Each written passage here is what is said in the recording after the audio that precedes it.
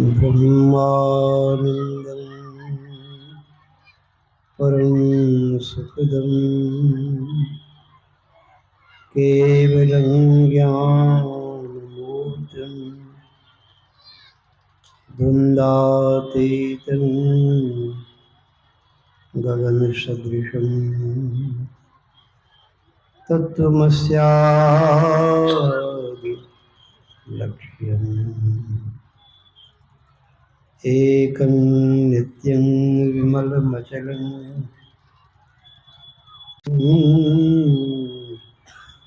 नमामि। मंगलमूर्ति सद्गुरु मिलवै सर्वाधार मंगलमय मंगलकरण बारंबार।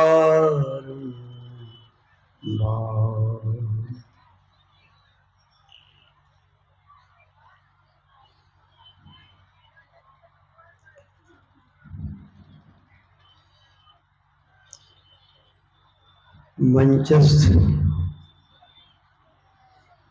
परम श्रद्धेय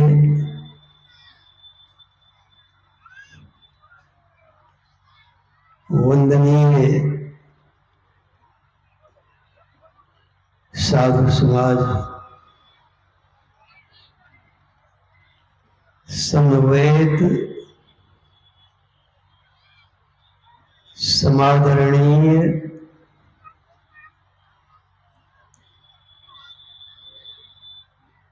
भारतवर्षीय विराट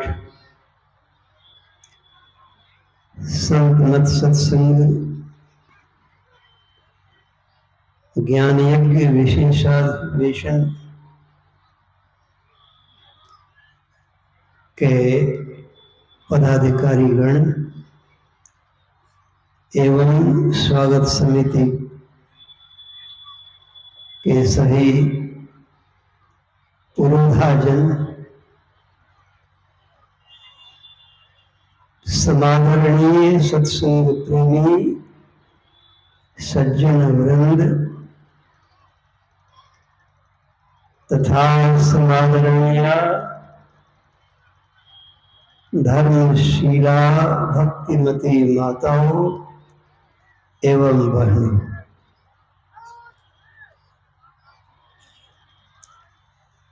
किसी सुभाषितकार एवं नीतिकार के वचन में आया है,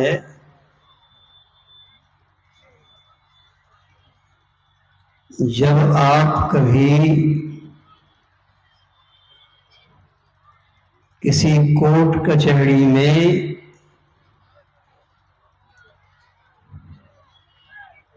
मनुष्यों की हजारों लाखों की उमड़ती भीड़ देखें तो निर्णय कर लेना चाहिए कि इन सारे तमाम लोगों का नैतिक पतन हो चुका है, नैतिक स्तर गिर चुका है।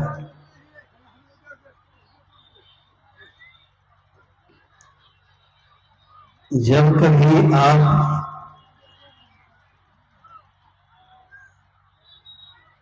किसी सिनेमा हॉल में, चलचित्र गृह में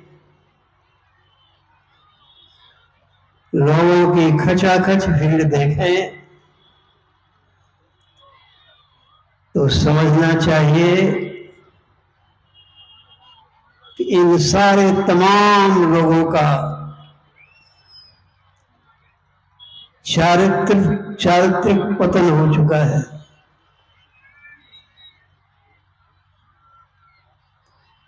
जिसके संबंध में आया है, when your wealth is lost, जब आपका धन चला जाए तो रोने धोने की जरूरत नहीं है। धन की हानि कुछ भी हानि नहीं है। जिस प्रकार अकारण बिना प्रयास किए पैर में धूल कण सट जाते, अब बिना प्रयास किए समय पाकर हट जाते। धन की हानि कोई हानि नहीं है। धन भी हाथ पैर में लगी धूल की तरह, न आने में भी देर न जाने में देर। इसीलिए संपत्ति विपत, विपत सो संपत्ति देह धरे के यह सुभाई। इसलिए ताते से यदुराई, संत सूरदास जी महाराज ने कहा है।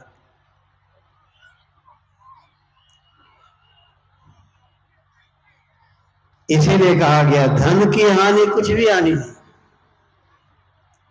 और जब कभी आप किसी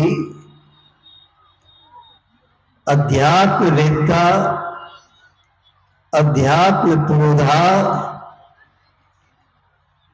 ऋषि, ब्रह्मर्षि, राजर्षि, महर्षि, साधु संत महापुरुषों की संगत में लोगों की खचाखच भीड़ देखें तो उस समय निर्णय कर लेना चाहिए, समझना चाहिए कि इन सारे तमाम लोगों की आध्यात्मिक उन्नति हो रही है। यह जो सत्संग सभा की आज उमड़ती भागीरथी गंगा, ज्ञान गंगा के रूप में प्रवाहित इस बलुआ की धरती पर हो रही है, यह उद्बोधित करता है, यह परिचय कराता है कि हम सबों की आध्यात्मिक उन्नति हो रही है।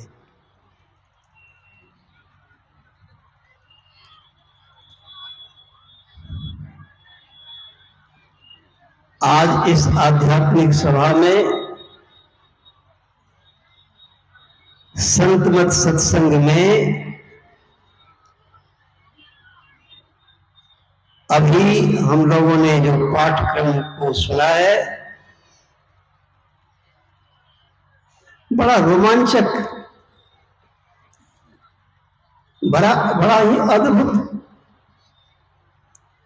चित्ताकर्षक,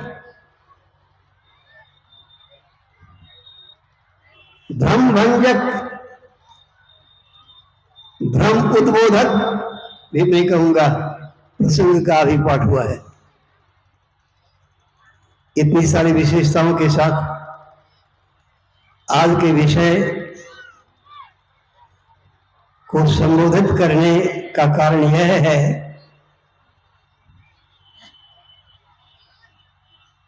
वर्षों पूर्व की बात है। लगभग 40 वर्ष के करीब की बात है। एक बार परमाराध्य जी ने अपने गुरुनिवास महर्षि में ही आश्रम को पाघाट में विराजमान होकर जिस पद को सुशोभित करते हैं,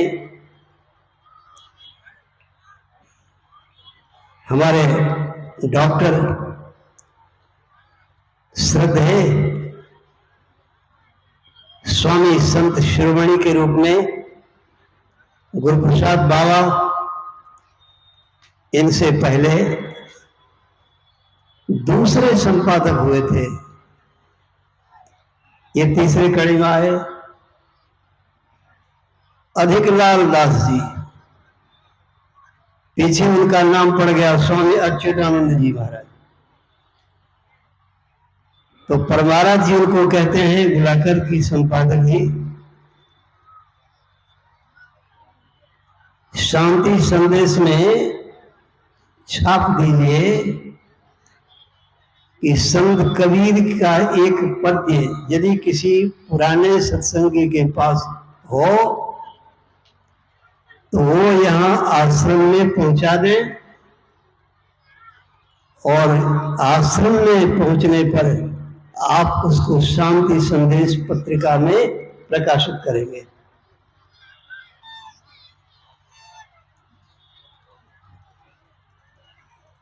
इसी का नाम है लीला। इसी का नाम है लीला, जिसमें भ्रम हो जाता है। हाँ, बड़ों को भी भ्रम हो जाता। ब्रह्मा को भ्रम हो गया, प्रातःकाल आपने सुना था। इंद्र को भ्रम हो गया, किसी को भ्रम हो सकता है। क्या परमाराज जी उस पद्य को नहीं जानते थे? छपवा दिए होते।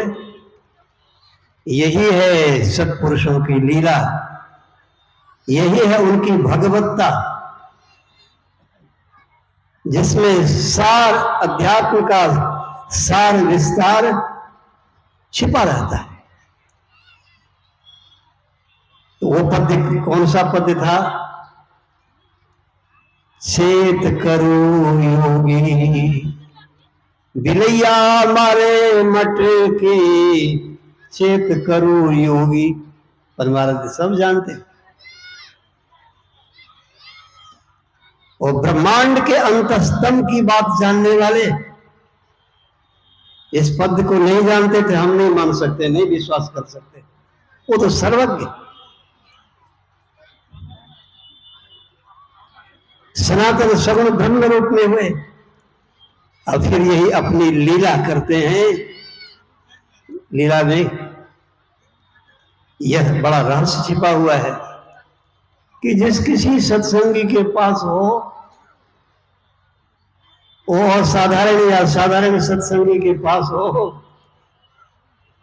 तो छाप दीजिए, वो यहां पहुंचा देंगे, उनको प्रकाशित कर देंगे शांति संदेश में।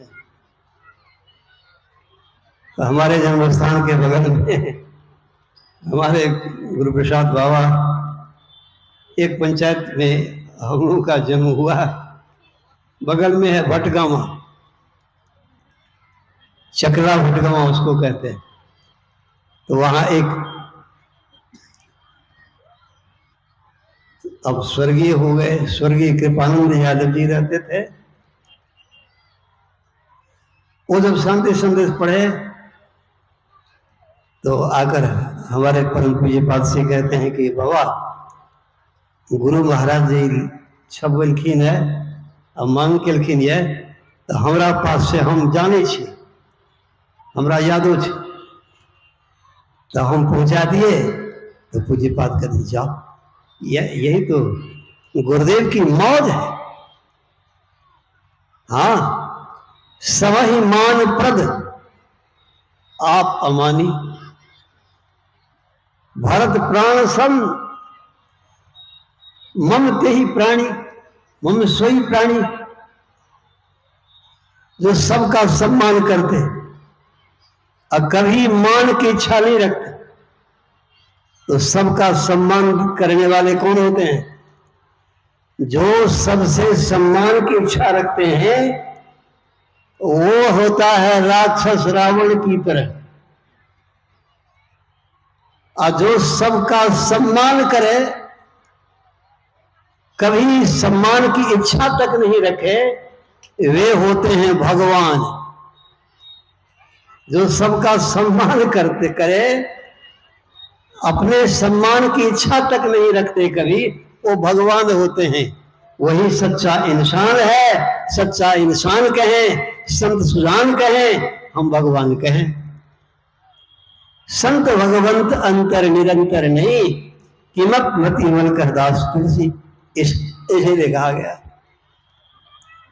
तो कृपानंद बाबू कुपाघाट गए, वहां लिख करके ले गए थे, परमाराज जी के चरणों में रख दिए। बड़े प्रसन्न हुए परमाराज जी, उसको छपवा दिए। संपादक जी, इसको प्रकाशित कर दीजिए। छपवा दिए शांति संदेश में। वो पद्य है, चेत करो योगी बिलैया बारे मुटकी। उसके एक दो कुछ पंक्तियां मैं सुनाता हूं। ब्रह्मा को मारा, विष्णु को मारा, नारद बाबा के सभा बिच पटकी, चेत करो योगी बिलैया बारे मटकी, चेत करो योगी। उसी में आया है, ज्ञानी को मारे ध्यानी को मारे, पंडित बाबा के वेद सब सटकी, चेत करो योगी बिलैया मारे मटकी, चेत करो योगी। आहा, यही संतों की विशेषता है। वन अभी नंदन सुन करके सबका मन अभी आनंद वन में विचरण करने लग गया, परंतु कारण अभिनंदन में बड़ाई होती है। संत महापुरुष इससे बहुत परहेज रहते हैं। संत सुंदरदास जी महाराज ने कहा, धूल जैसो धन जाको, सूर्य सो संसार सुख, भूल जैसे भाग देखे अंत कैसी यारी है, पाप जैसी प्रभुताई सांप जैसो सम्मान। संत महापुरुष कहते हैं, हमें गुरु महाराज सिखाए, जहां बहुत सम्मान होने लगे, बहुत गुणगान होने लगे, प्रशंसा होने लगे, तो वहां सिर नीचे कर लेना चाहिए, वहां सावधान होना चाहिए कि कोबरा सांप आ गया डसने के लिए। कोबरा सांप अवसर सांप का नाम है, वो सांप आ गया काटने के लिए। सांप जैसो सम्मान, बड़ाई कैसी होती है? बड़ाई क्या है? पहाड़ी बिच्छू में बड़ा विष होता है, उसके डंक से कितने बन भी जाते हैं। बड़ाई बिच्छू जैसी नागिनी सी नारी है। आप मां बहने नहीं सोचेंगे कि बाबा हम लोगों का अपमान कर रहे हैं। आप लोग जो सत्संग में हैं, सत्संग में जीवन को बना लिए हैं, आप सबको तो मैं साक्षात जगदम्बा माता के रूप में प्रणाम करता हूं। जो इस सत्संग ध्यान ज्ञान से बिल्कुल दूर है, सत्संग ध्यान से प्रेम नहीं है, उनके लिए कहा गया नागिनी सी नारी है। आप सब तो जगदम्बा माता मेरी है। मंदिर में नकली माता जी कहे हैं, लेकिन आप लोग साक्षात माता जी हैं। आपने ही राम को पैदा किया, आपने ही भगवान कृष्ण को पैदा किया, आपने भगवान बुद्ध को पैदा किया, आपने शंकराचार्य को पैदा किया, आपने महर्षि नेही को पैदा किया, आपने हमें भी पैदा किया है, सबको पैदा किया है। आपका अपमान करने की किसमें हिम्मत हो सकती है? तो भाई नागिनी सी नारी है। इसलिए अग्नि जैसो इंद्रलोक, विघ्न जैसो विधि लोक, कीर्ति कलंक जैसी सिद्धि सी ठगारी है। वासना न कोई जाकी, ऐसी मति सदा जाकी वाकी, और सुंदर कहता वंदना हमारी है। ऐसे की वंदना होती है, ऐसे की वंदना हम क्यों नहीं करें? भगवान विष्णु करते हैं, भगवान शंकर करते हैं। हाँ, भगवान शंकर जी अगस्त मुनि के आश्रम में पहुंचते हैं तो अगस्त मुनि के चरणों की पूजा करते हैं। आहा, अगस्त जी महाराज कैसे संत हैं, जिनके चरणों की पूजा भगवान शंकर जी करते हैं, और अगस्त मुनि भी भगवान शंकर की पूजा करते हैं। श्री सद्गुरु महाराज की जय। अभी यदि हम लोगों में से कोई सोचते हैं कि हम व्यास पीठासीन हैं, व्यास हैं, हमारा दर्जा तो ऊपर है और आप सब नीचे में बैठे हुए तो आप लोगों का दर्जा नीचे है, कम है, तो भाई ये उचित बात नहीं है। श्रोता वक्ता कैसा होना चाहिए? तो श्रोता तो शंकर भगवान की तरह होना चाहिए। और वक्ता को कैसा होना चाहिए? महर्षि अगस्त्य मुनि जी की महाराज की तरह। अरे श्रोता तो भगवान शंकर तो श्रोता बनकर गए हैं, अगस्त्य मुनि की पूजा करते ही हैं। अगस्त्य मुनि व्यास जी बन करके हैं, व्याख्या करने के लिए हैं, सत्संग प्रवचन सुनाने जा रहे हैं, तो वे भी श्रोता के चरणों की पूजा करते हैं। क्या हम भी जिस दिन इस दशा को प्राप्त कर लेंगे तो असली वक्ता बन जाएंगे? श्रोता को जिस दिन समझ जाएंगे कि ये भगवान है, भगवान स्वयं साकार रूप में हमारे पास आए हैं, हमारे ज्ञान को कथा का रूप देने के लिए वो प्रेम से श्रवण करने आए हैं, जो स्वयं अमृत स्वरूप है, वे संतों की अमर कथा सुनने आए हैं। तो आप सारे भगवान हैं जो यहाँ संतों के अमर कथा को सुनने आए हैं। इसलिए आप सब श्रोताओं की जय हो। श्री सद्गुरु महाराज की जय। आप सबके सब सद्गुरु महाराज के संगशा का रूप है। ऋषिकेश में 97वीं की बात है, सब कई पंथ पंथा संप्रदायों के महात्मा विद्वान जन आए थे। एक जगदीशानंद जी थे, उनको जब समय मिला तो उन्होंने कहा कि हमारे ऋषिकेश की धरती पर यह जो अखिल भारतीय महाधिवेशन हो रहा है, हम सब लोग धन्य हैं। इसमें कुछ लोग अपने को विशेष समझते होंगे, जिन्होंने सद्गुरु महर्षि में ही परमहंस जी महाराज के दर्शन किए होंगे, वे धन्य मानते होंगे।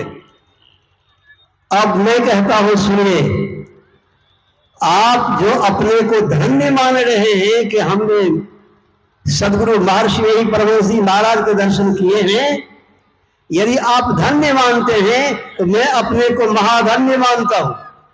अब सबका माथा चकरा गया।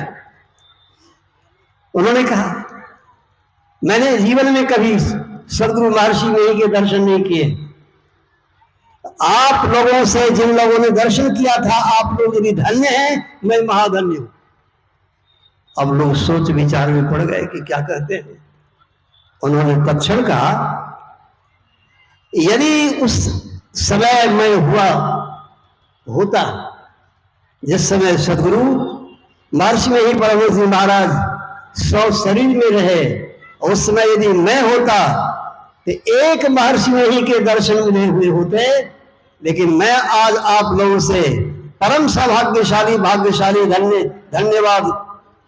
धन्य भाग्यशाली हूं, क्योंकि आज मेरे ऊपर सद्गुरु भगवान महर्षि में ही परमहंस जी महाराज ने वह कृपा की है जो कृपा अर्जुन के ऊपर भगवान श्री कृष्ण चंद्र जी महाराज ने करके अपना विराट रूप का दर्शन करवा दिया। आज सद्गुरु महर्षि में ही परमहंस जी महाराज ये विराट रूप धारण करके हमें दर्शन देने आए हैं। इसलिए आप सब लोगों से मैं विशेष सौभाग्यशाली। महाराज की जय। इसीलिए इस यज्ञ का नामकरण मैंने किया है भारतवर्षीय विराट ज्ञान यज्ञ। इसीलिए उस स्वभाव में था, मंच पर मैं था, मुझे भी सेवा करने का किंचित मौका मिला था। यह सुन करके मुझे बड़ा संबल मिला। सज्जनों, इस प्रकार संत कबीर के बारे में कह रहा था। उन्होंने अपने बारे में क्या कहा? हम लोग अपनी प्रशंसा सुनना चाहते हैं, करना भी चाहते हैं, हाँ, प्रशंसा भी करती है। हमारी वाणी अपनी प्रशंसा खूब करती है और दूसरों की प्रशंसा के वक्त में नहीं, वो मंजूर नहीं है। लेकिन वास्तविकता क्या है? संत कबीर कहते हैं, कहे कबीर एक बेर हमरो पर झपटी, काशी से लेके मगह में पटकी, चेत करू योगी बिलैया मारे मटकी, चेत करू योगी। कहे कबीर एक बेर हमरो पर झपटी, काशी से लेके मगह में पटकी, चेत करो जोगी बिलैया मारे मटकी। वो बिलैया क्या है, बिल्ली क्या है? सब कोई जानते हैं, बिल्ली घर घर की मौसी है। और उसका उदाहरण यहां संत कबीर देते हैं। वह क्या है? मौसी। अपनी मां की जो बहन होती है तो उसी को मौसी कहते हैं। तो यहां सदगुरु संत सम्राट कबीर साहब किस मौसी के बारे में कहते हैं, याद रखेंगे? वही सबसे पहले तो हमारी मां, यदि दो बहन हैं तो पिताजी की पुत्री है ना, तो हम सबों के पिता कौन है? हम सबों के परम पिता एक है, वही परम पिता परमात्मा कहलाते हैं। जिनके बारे में यह भी आया, नात सु मात पिता सुत बंधप, नात सु काम नो नारी, अकुल निरंजन अकर अपर परम पर सगली जो तुम्हारी। जिनके कोई माँ बाप नहीं है, अब यही सबके परम पिता परमात्मा है। इसीलिए कभी कभी स्तुति में गाते हैं, त्वमेव माता च पिता त्वमेव, त्वमेव बंधुश्च सखा त्वमेव। सबके परमपिता परमात्मा एक है। हिंदू कहे स्वयं बड़े, मुसलमान कहे हम, एक मूंग दुई फाड़ है, कुण ज्यादा कुण कम, कुण ज्यादा कुण कम, करियो मत कजिया, एक भजत है राम दो दो रहमान में रजिया।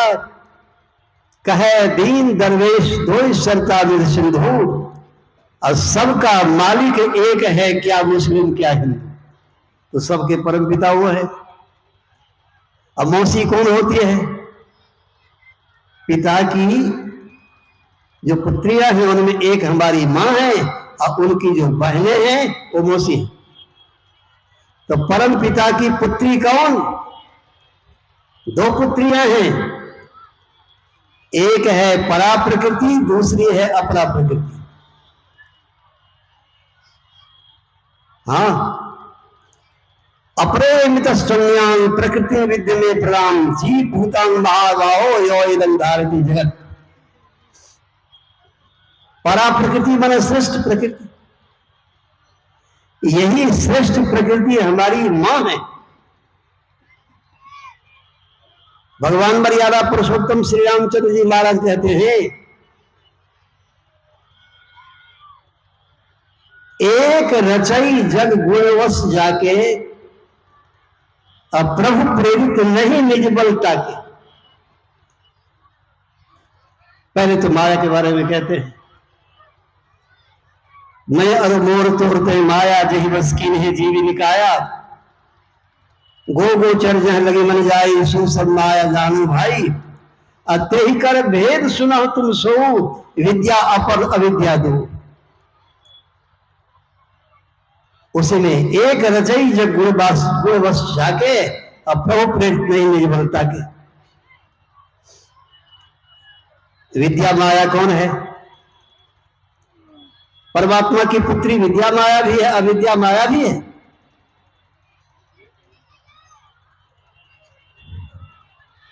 देखिए, ये हमारे पिताजी हैं। क्या सबूत है दुनिया में? सबकी बात मैं कहता हूं, ये पिताजी हमारे हैं, क्या सबूत है? कौन सबूत है? न वेद सबूत है, न पुराण सबूत है, न कुरान सबूत है, न आहुति सबूत है। कोई संसार में सबूत नहीं है। सबूत है एकमात्र अपनी मां। मां जिनको बतला देती है कि बेटा ये ही तुम्हारे पिताजी हैं, तो उन्हीं को पिताजी कहते हैं, पिताजी के रूप में मानते हैं, और उन पिताजी की आज्ञा का पालन करने करके स्वर्ग प्राप्त कर लेते हैं। अनुचित उचित विचार तजी जे पाले पित बैन ते भाजन सुख सुयस के बस ही अमरपुर ऐन। मां जिनको बता देती है वो पिता है। एक बात सुन लीजिए, अब कोई बहुत पढ़ा लिखा आदमी है, अब बहुत बड़ा पद पर बैठा हुआ है, अब बहुत पैसा भी अर्जन कर लिया है, और जब मां कहती है कि ये तुम्हारे पिताजी हैं, प्रणाम करो, तो वो कहता है कि हम तुम्हारी तरह मूर्ख नहीं ना हैं, हम इतने पढ़े लिखे हैं, अपने देश से विदेश तक की सारी ऊंची विद्याएं हमने प्राप्त कर ली है, तो तेरी बात मैं नहीं मान सकता, मैं नहीं इनको पिता मान सकता। तब कैसे मानोगे? तो हम मुखिया जी को बुलाते हैं, सरपंच को बुलाते हैं, वार्ड मेंबर को बुलाते हैं, समिति को बुलाते हैं, पंच को बुलाते हैं, एमएलए साहब को बुलाएंगे, एमपी साहब को बुलाएंगे, प्रधानमंत्री से हमारा डायरेक्ट लगा हुआ है, उनको भी हम बुलाएंगे, और सबको पूछेंगे कि क्या ये हमारे पिताजी हैं। यदि एक भी कोई कह दिया नहीं ये तुम्हारे पिताजी नहीं है, तो हम नहीं मानेंगे। तो मुंह मारे ऐसे पढ़े लिखे, ऐसे विद्वान को, ऐसे धनवान को, ऐसे पद प्रतिष्ठावान को मुंह मारे, उसकी बात भी करनी पाप है।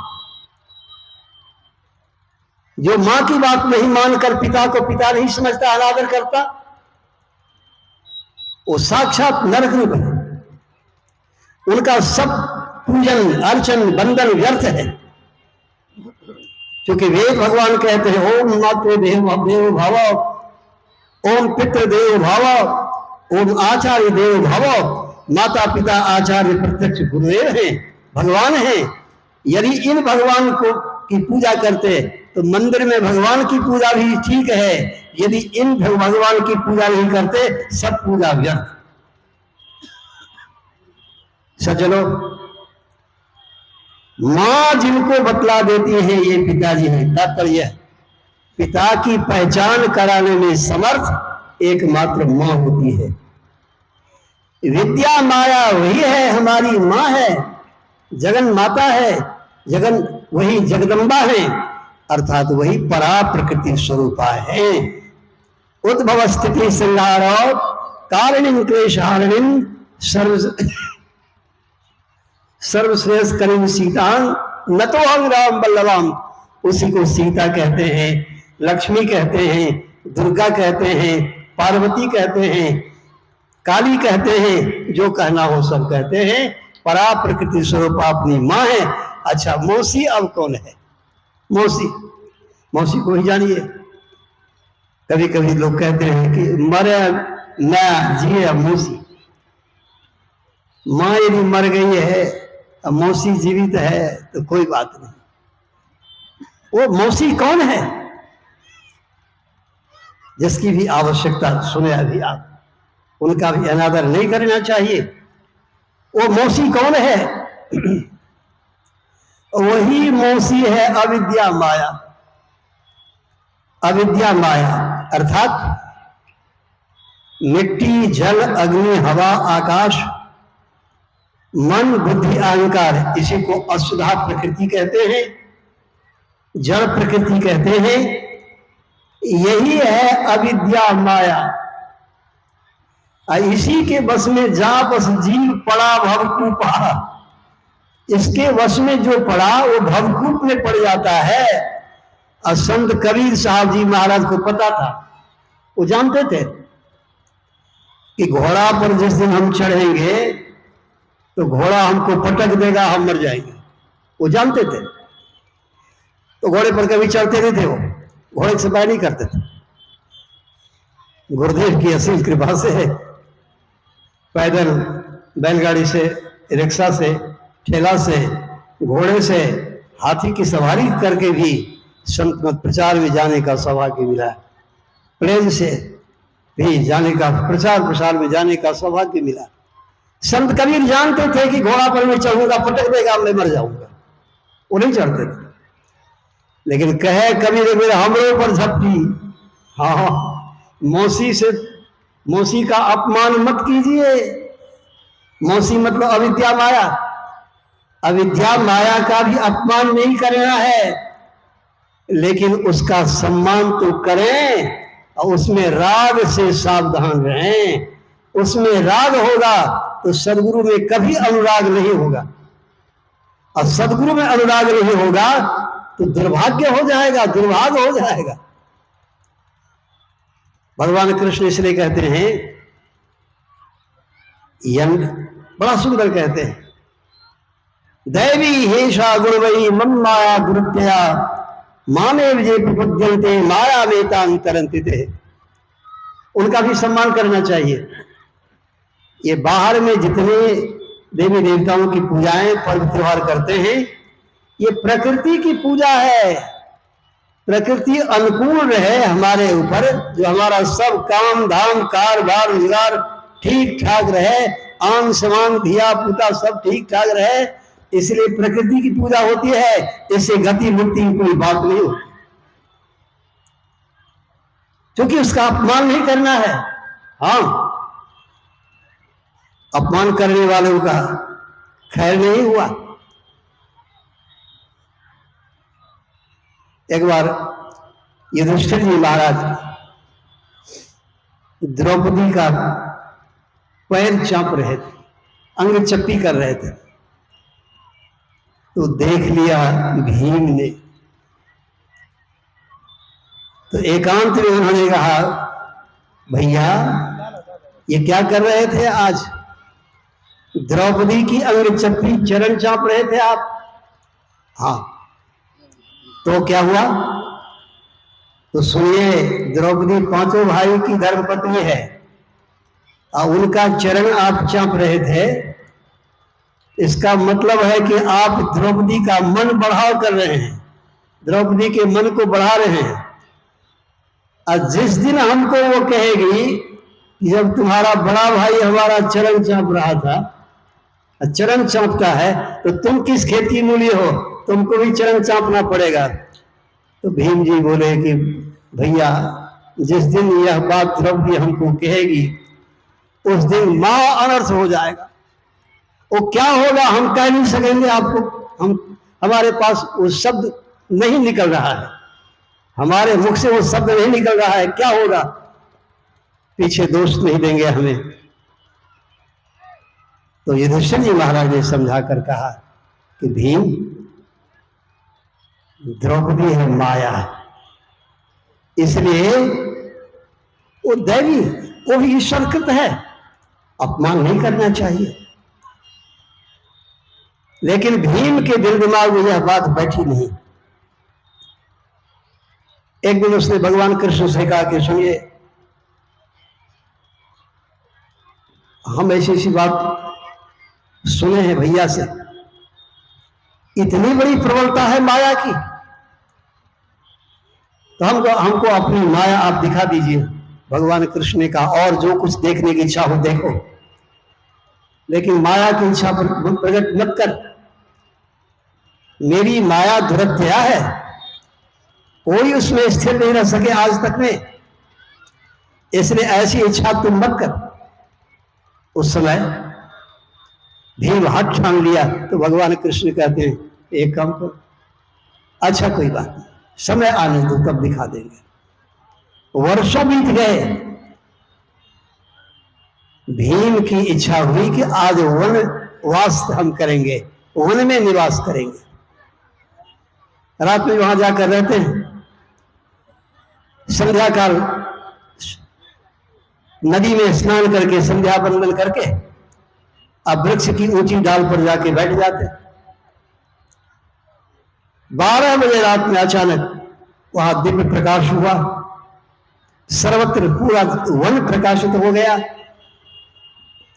वहां एक सभा का माहौल बन गया,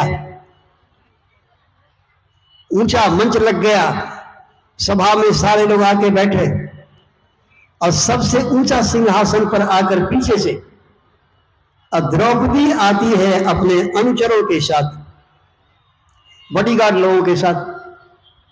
हाँ, और सबसे उच्च सिंहासन पर बैठकर अपने मुनीम से कहती है कि देखो कौन कौन लोग सभा में आए हैं, कौन नहीं आया। तो सबकी उपस्थिति हाजिरी हो गई, भीम जी अनुपस्थित पाए गए। कहा कि आजकल भीम को बड़ा अहंकार हो गया है, इसीलिए वह नहीं आया है, तो तुम लोग जाओ स्पेशल गार्ड को, फोर्स को कहा कि तुम लोग जाओ और जैसे आवे वैसे उसको ले आओ मेरे सामने। अभी जैसे आवे तैसे, पहले हम लोगों के जमाने की बात है, आज की बात हम क्या कहें, हम लोगों के जमाने की बात है। जो छात्र, जो विद्यार्थी विद्यालय से एब्सेंट होता था तो गुरुजी उसको अन्य छात्रों को भेजकर कहते थे कि जैसे आवे वैसे उसको ले आओ, समझा के ले आना, बुझा के ले आना, नहीं आवे टांग के ले आना। भीम जब सुना और देखा कि गार्ड सब निकल गया है खोजने, तो गांव में खोजेगा, नहीं मिलूंगा, इस वन में खोजूंगा, यहां पकड़ा जाऊंगा, आज द्रौपदी के सामने मेरी बड़ी बेइज्जती होगी, मेरा बड़ा भारी अपमान होगा।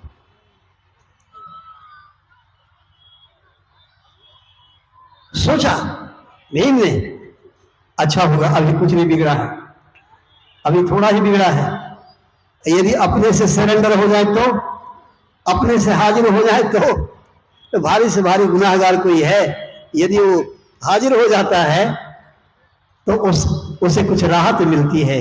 भीम ने यह सोचा, विचारा और उस ऊपर डाल पर से, वृक्ष की डाल पर से उस बीच सभा में द्रौपदी के राज सिंहासन के आगे रोता बिलखता हुआ आकर खड़ा हो गया। अब भीम के शोक का कोई ठिकाना नहीं रह गया, और जब जो ही वहां धरती पर आकर खड़ा हुआ वो सभा बिल्कुल समाप्त। भगवान श्री कृष्ण चंद्र जी महाराज हाजिर हैं, पूछते हैं भीम जी क्या हुआ, तो सब सारा वृत्तांत का के सुनाते और अंत में कहते कि प्रभु भयभीत होकर यहां मैं हाजिर हुआ, लेकिन जब यहां हाजिर हुआ हूं तो वह दृश्य कहां चला गया, अंतर्धान हो गया, मुझे पता नहीं वह कौन सा दृश्य था, क्या मैंने देखा, और जिस शोक में अभी तक मैं शोकित हूं। तो भगवान कृष्ण कहते हैं यही है मेरी माया। तुमने कहा था अमुक समय में कि मैं आपकी माया का दर्शन करना चाहता हूं, यही तो है। अद्भुत घटना घटी असीति माया, अर्थात यन माया वशवर्त विश्वमखिलम ब्रह्मादि देवासुरा यत् सत्त्वादि मृषे भाति शकलम रज्जो यथा हैर भ्रम। जैसे रस्सी में सर्प का भ्रम, एक आदमी का आधा अंग तो लकवा में समाप्त हो गया था, नामे है पक्षाघात, आधा भाग पर घात ऐसा हुआ कि काम नहीं करता था, तो आधा भाग शरीर ठीक था, किसी तरह लाठी लेकर थाम थाम के चलता था। एक रात में वो चला जा रहा था, अंधेरी रात थी, अब टेढ़ी में ही रस्सी को देख करके भ्रम हो गया, मन में भ्रम हुआ, चिल्लाया हरे बाप सांप। भ्रम के मारे सर्प के नाम से इतना भयभीत हुआ, उछला कूदा, हरे बाप सांप। दूसरा भाग जो उसका दुरुस्त था, नीची ऊंची सतह में वह दूसरा भाग पैर पड़ा, परिणाम यह हुआ कि दूसरा पैर भी टूट गया दूसरा पैर उसका टूट गया।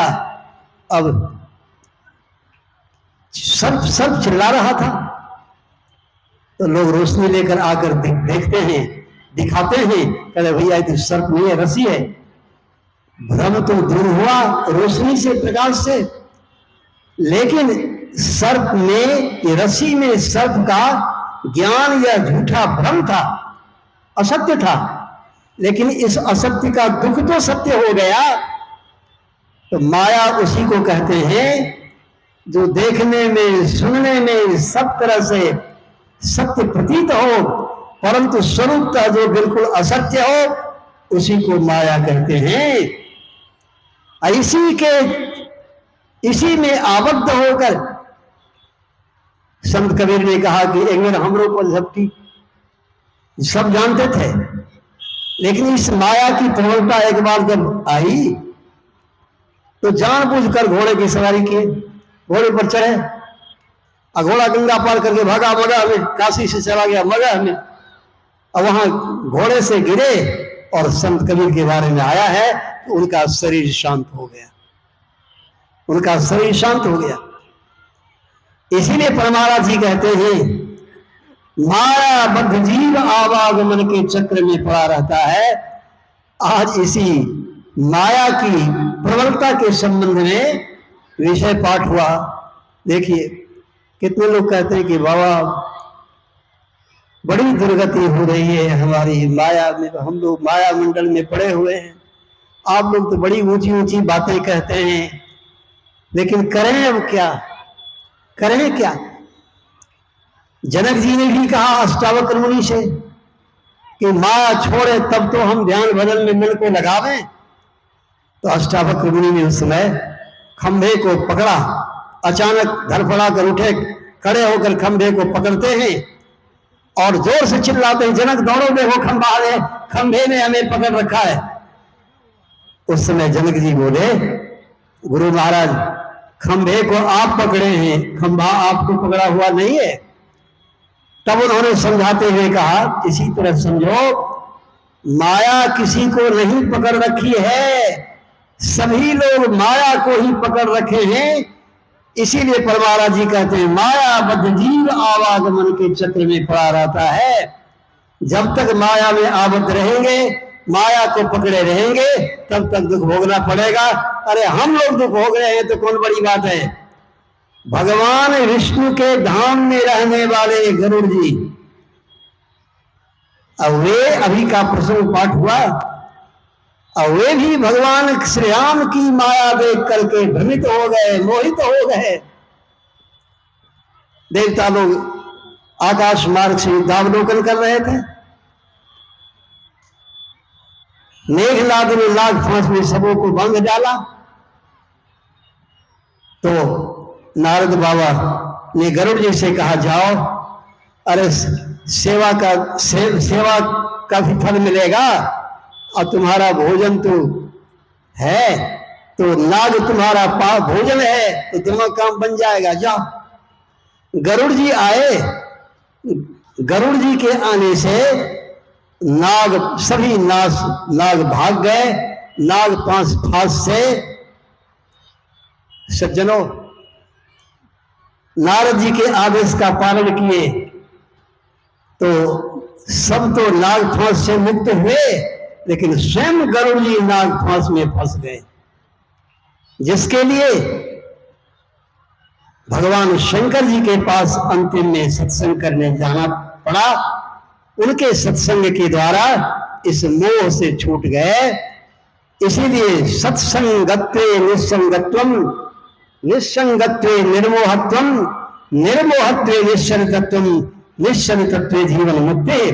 सत्संगत से हो जाता नर ऋषियों से निस्संग, फिर व्यामोह रहित हो जाता, हो सर्वत्र असंग। मोह विगत होते ही होता मन निश्चलता युक्त, निश्चलता आते ही वह हो जाता जीवन मुक्त। तो आज माया और मायापति दोनों के संबंध में पाठ हुआ। तो माया की प्रबलता तो यह, जो वैकुंठ लोक में भी माया नहीं छोड़ती है, अच्छा, माया छोड़ती है कहां? देखिए, काग भुसुंडी जी, काग गुरु के आशीर्वाद से उस शरीर को धारण किए थे, लेकिन सीधे शब्दों में जाने, चांडाल पक्षी का नाम है काग, कौवा। पक्षियों में कौवा को चांडाल पक्षी कहा गया है। लेकिन एक बात भाई, आजकल जहां तहां लिखा होता है कि मेरा भारत महान, तो मैं सोचने लग जाता हूं कि कौन भारत महान? इस सब जगह ट्रक में, ऑफिस में, जहां तहां लिखा हुआ रहता मेरा भारत महान। अरे वह मेरा भारत महान जिस भारत में चांडाल पक्षी, कौवा तथा गरुड़ जी के बीच में काग भुसुंडी गरुड़ संवाद हो रहा था, सत्संग होता था, वह मेरा भारत महान है। मेरे भारतवर्ष की महानता है कि कौवा और गरुड़ में भी सत्संग होता था।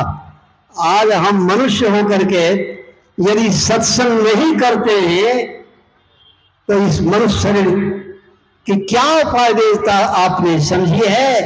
तो आपसे बढ़िया तो कौवा है, तो पक्षी है, वह अच्छा है, तो वह भी सत्संग करता है। वह गिद्धराज जटायु ही धन्य है जो भगवान की सेवा में अपने को अर्पण कर देता है, अपने प्राण न्यौछावर कर देते हैं। और हम यदि मनुष्य होकर सत्संग भजन नहीं करें तो क्या? मेरा भारत महान, कैसा भारत महान? गाजा चिलम सोट भारत महान, अकी दारूबाज भारत महान। सोचने योग्य बात है, विचार करने योग्य बात है। इसी बात की सोच विचार के अभाव में आज दुनिया तबाह है। हमारे देश की सरकारें परेशान हैं, सब परेशान हैं। नशा मुक्त करने की तैयारी होती है, लेकिन हम छोड़ेंगे तब तो, हम छोड़ते नहीं। और उसे छोड़ने का उपदेश और अध्यात्म में जोड़ने का उपदेश, जहां हम माया से छूटेंगे और मायापति परमात्मा में जुटेंगे, यह ज्ञान तो भाई सत्संग में ही मिलता है। बड़े भाग पाइए सत्संगा, बिना प्रयास होगी भवभंगा। इसीलिए सत्संग में आकर के ईश्वर के स्वरूप संबंध में प्रातः काल से अभी तक, जैसा कि आपने वर्णन सुना, इस झमेले में नहीं पड़े, इस झमेले में नहीं पड़े। इस झमेले में नहीं पड़ने के लिए करने क्या होगा?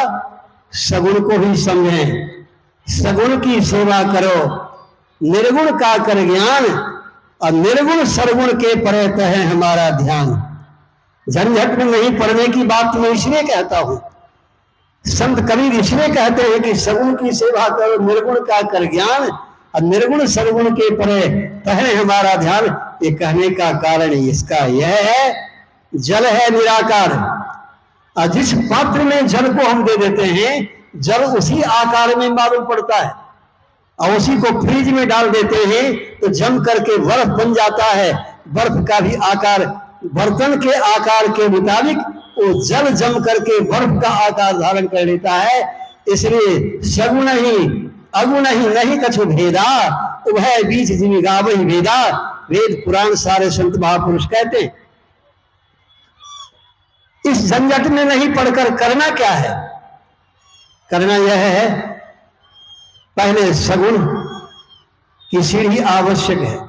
देखिए, हमारे शरीर में शरीर पैर है, सगुण जरूरी है कि नहीं? ये हमारा जो हृदय है, हार्ट, ये है निर्गुण। ये निर्गुण नयन ही सगुण, रसना राम सुनाम, मन पुरट संपुट लस पुरुषी राम। तो हृदय है निर्गुण। अच्छा, ये हमारा सिर क्या है? ये निर्गुण सगुण के परे है। तो जैसे हमारे शरीर में पैर चाहिए, हार्ट चाहिए, दोनों दुरुस्त चाहिए, और कहीं ब्रेन गड़बड़ हो जाए तो ब्रेन भी चाहिए, तो ये भी चाहिए। तो इसलिए परवारा जी कहते हैं, पहले स्थूल सगुण उपासना करो, मानस जप योग, मानस ध्यान योग, दृष्टि योग, सूरत शब्द योग अभ्यास में पहले मानस जप योग, मानस ध्यान योग, इस सगुण साकार की उपासना करनी चाहिए। विंद ध्यान करके सूक्ष्म सगुण साकार अंतर ज्योति का ध्यान करके सूक्ष्म तर सगुण साकार और अनहद नाद को प्राप्त करके सूक्ष्म तर सगुण अरूप उपासना करनी चाहिए।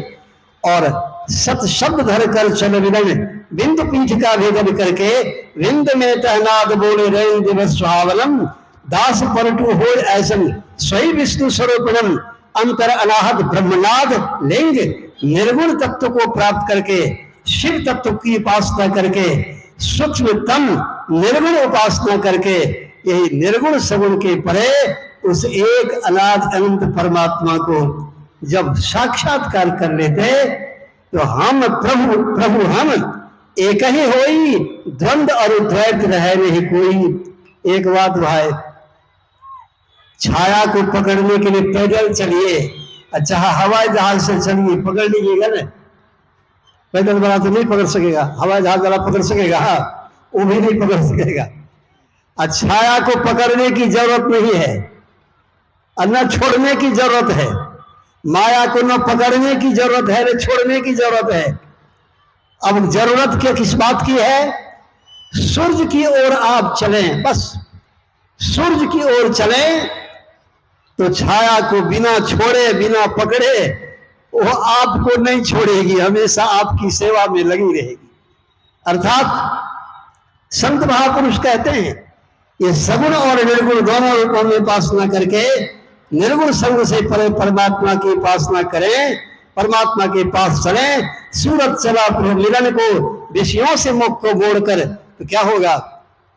माया आपका आपके पीछे पीछे चलने का मानो ये हुआ कि अभी जो दर दर जाकर के भीख मांगते फिरते हैं, एक तो पोता हमको हो जाए, एक तो बेटा हमको हो जाए।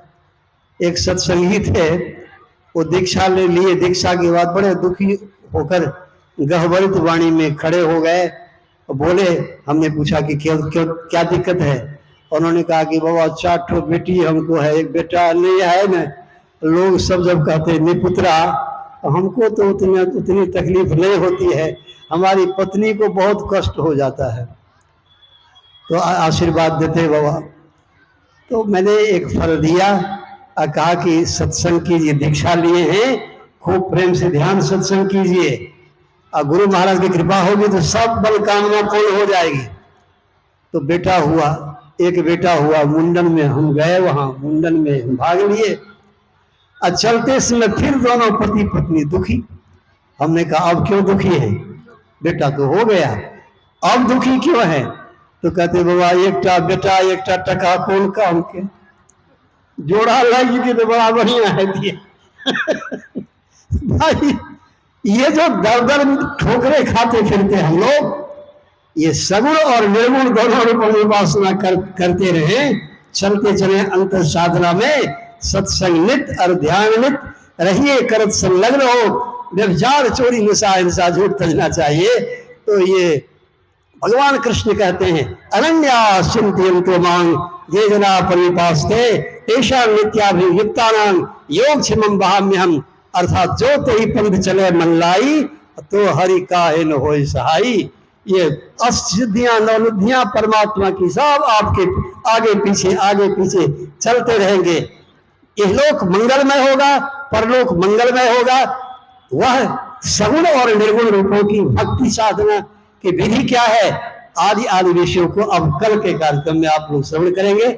आज माया और मायापति की महत्ता के बारे में जो कुछ आपने सुना उसका थोड़ा सा सारांश वर्णन आप लोगों की सेवा में करते हुए गुरुदेव के कहने पावन पाद पद्मों में अपनी शब्द पुष्पांजलि में अर्पण करते हुए वाणी में पूर्ण विराम। और आप सब लोगों को कल अधिक से अधिक संख्या में आने के लिए मैं एडवांस धन्यवाद ज्ञापित करता हूं। प्रेम से बोलिए श्री सद्गुरु महाराज की जय।